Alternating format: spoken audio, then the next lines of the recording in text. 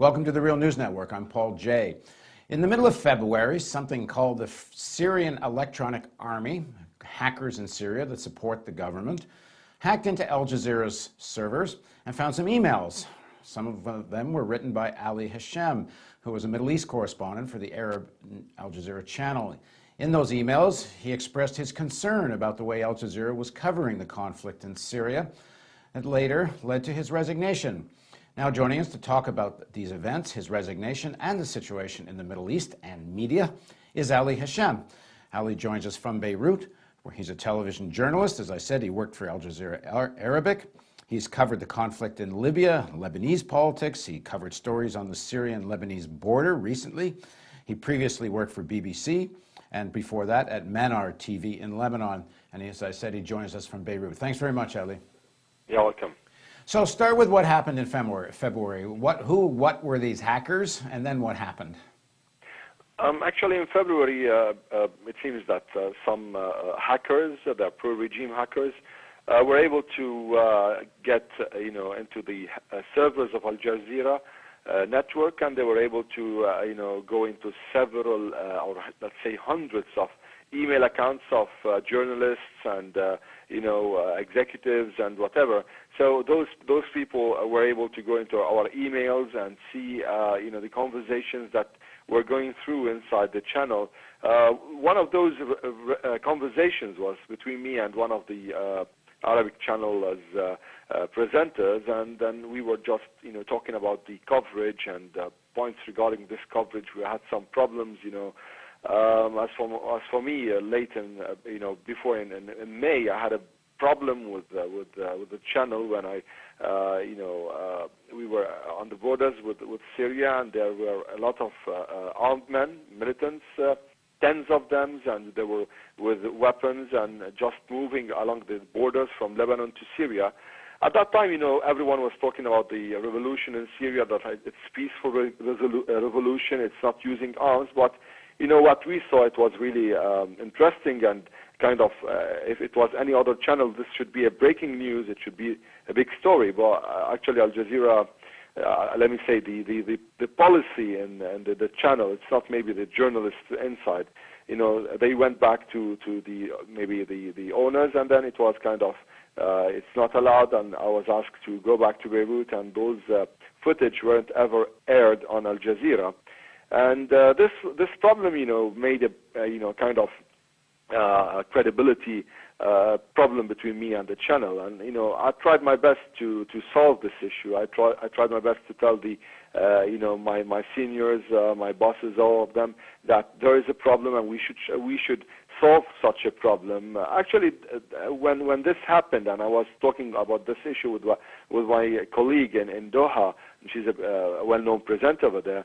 Actually, also she told me a lot about what she's passing by and what she's going through, and how she was, on air, and then she was asked to leave there because she asked kind of hard questions or harsh questions to the opposition members who are kind of supported by Qatar. So we were talking these issues, and then someone just popped in and took our privacy off, and just took everything and published them on air. Some were kind of on the Syrian television, some were on newspapers in Beirut and in many other Arab capitals. So this was the story at that time. So before we go further into your own story, let's back up one step. What exactly did you see in terms of arms going into Syria? Who do you think, or were you able to tell, was supplying the arms? Actually, I can't identify who's really supplying the arms, but actually we saw armed men just crossing the river, the Great Northern River, which is the only a natural barrier between Lebanon and Syria. They were just crossing that barrier and going into Syria, and then clashing with the Syrian army. That was in May, and even something similar happened in April, but it wasn't on camera. But in May it was on camera, and we had the footage, and no one wanted to have them on air.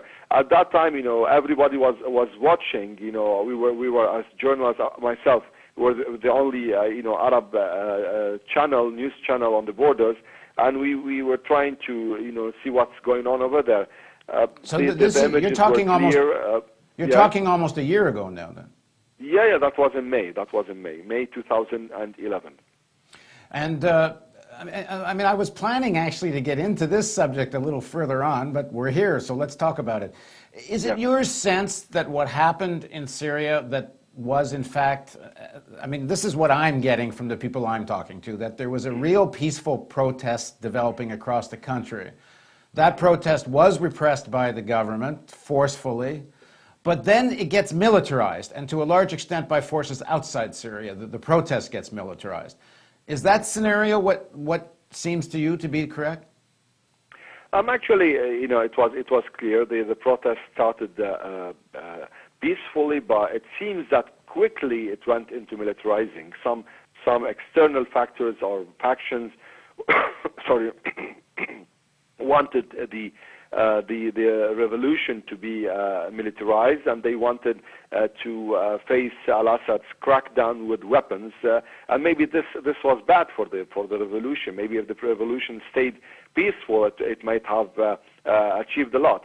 But what happened is that I'm not sourcing or quoting. I just saw with my eyes, and it was in the beginning of the revolution. It was just like 1 month and a half from the revolution, and things were, I was seeing a lot of weapons, people with RPGs, people with Kalashnikovs, just crossing from the borders, and they were not one or two, they were, big number. They were just dominating the whole village that we were on the borders with. So, the militarization of the revolution started early, and maybe those who were trying maybe to push into they want al-Assad to fall as soon as possible. Those wanted to say that al-Assad is facing the peaceful crackdown with weapons, while the others on the revolution side are kind of peaceful people, are not holding weapons.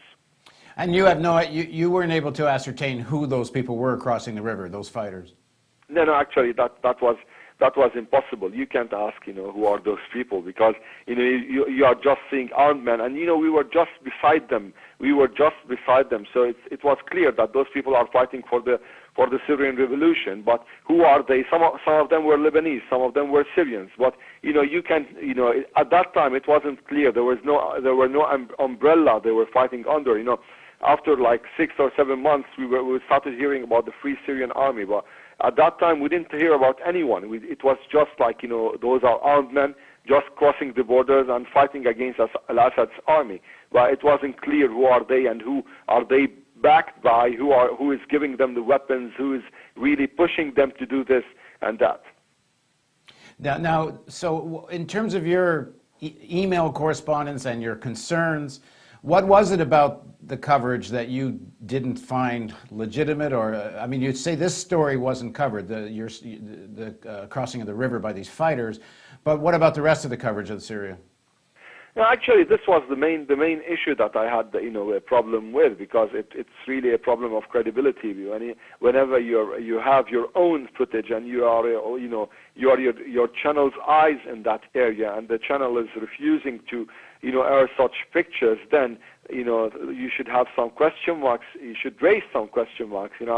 I'm not coming to. I didn't come to Al Jazeera, as an amateur. I'm a professional. I used to work for the BBC before for 4 or 5 years with the BBC, and then there is a kind of things we learn over there about the credibility, about objectivity, being unbiased. I might not be, supportive of the British government's doctrines or policies in the Middle East, but I respect working at that time for the BBC, because they used to respect us as journalists. So the problem is when you are a journalist and you're not being respected as a journalist, and then you're asked to do something, in parallel with the agenda of the channel's owners, and this is the problem. This is the big problem that any journalist might find. Right. Now, in one of the emails, in one of the reports I read about the emails, one of the emails says that there's this conflict